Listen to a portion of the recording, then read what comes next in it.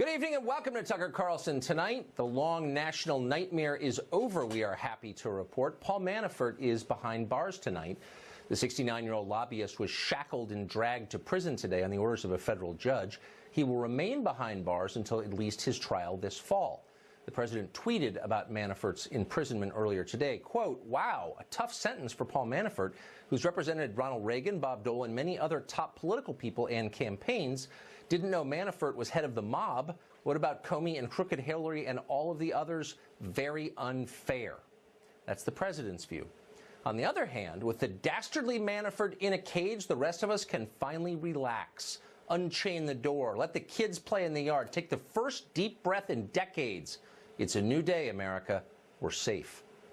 But unfortunately, we do have some bad news to report as well. Paul Manafort's core crime was violating the Foreign Agents Registration Act, which was passed by Congress for the first time in 1938. It turns out that advancing the interests of a foreign country without first registering with the U.S. government is an enforceable felony. And that means that if standards are going to be equally applied, many of the most prominent people in Washington will soon be headed to jail.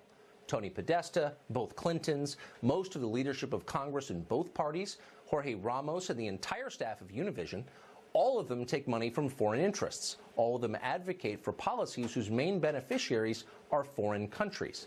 The law on that is now clear. They are headed to the big house, all of them. Best of luck. Manafort has also been accused of trying to influence witnesses in the case against him. That's a very serious charge, and possibly the government will prove it at trial. But as of tonight, Paul Manafort has not been convicted of that or of any crime. In the eyes of the law, he is still innocent, and yet somehow he's sitting in jail. Now, that might be justified if Manafort were a threat to public safety or if anyone seriously considered him a flight risk. But he's in late middle age and has no passport. Where would he flee to exactly? Let's be honest about this. Paul Manafort is in jail tonight because prosecutors want him to testify against the president. They're sweating him. No rubber hoses or truck batteries, but the point is the same. To put it another way, prosecutors want to influence a potential witness in this case. And as yesterday's IG report showed, there's not much in the way of professional ethics to restrain them from doing that, obviously. Roger Stone was an advisor to Donald Trump's presidential campaign. He was a longtime associate and business partner of Paul Manafort's, and he joins us tonight. Roger, thank you for coming on. What is this about, the imprisonment of Paul Manafort? Well, it's about pressuring Manafort to plead guilty so that the government doesn't have to go to trial. It's interesting that the government refuses to turn over to Manafort in discovery any information gleaned through surveillance. In fact, they insist that he was never under surveillance, not prior to the Trump campaign, not during the Trump campaign, even though numerous mainstream media organizations have reported otherwise. That's because he was most likely subject to an illegal, unconstitutional FISA warrant. According to the New York Times, I was also subject to a FISA warrant in June of 2016, reported by the Times on January 20th, 2016. I've just filed Freedom of Information Act requests to get to the bottom of that. Well, wait a second. If the New York Times can discover that you're being spied upon by the government, why can't you ascertain whether that's happening or not? Well, there's a process. First, you have to put in a governmental information request. Once the government's had a certain amount of time to respond, then you can file a lawsuit, both a tort suit and a suit against individuals, say John Brennan, Susan Rice, and others, Mr. Clapper. And I intend to do that. But in the meantime, Tucker, it's become abundantly clear that having come up empty-handed of any evidence of Russian collusion, having no proof of any hijinks with WikiLeaks, because I received nothing from them and passed nothing on, it's now abundantly clear that the special counsel seeks to go through every aspect of my personal, business, and political life to try to conjure up some offense to pressure me to testify against the president. It's Orwellian. It's the police state.